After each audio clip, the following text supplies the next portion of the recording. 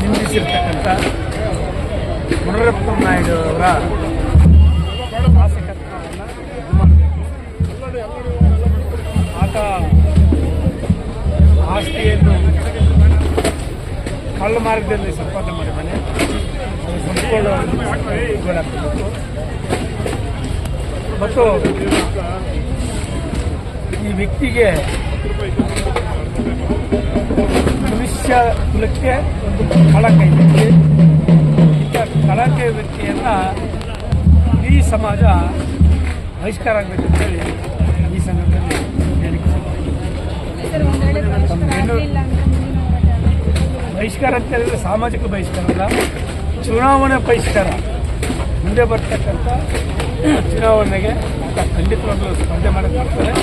ಆ ಸಂದರ್ಭದಲ್ಲಿ ಈ ರಾಜ್ಯದ ಯಾವ ಕ್ಷೇತ್ರದಲ್ಲಿ ಆತ ಬಂದರೂ ಅದನ್ನ ಬಹಿಷ್ಕಾರ ಮಾಡಬೇಕು ಅಂತೇಳಿ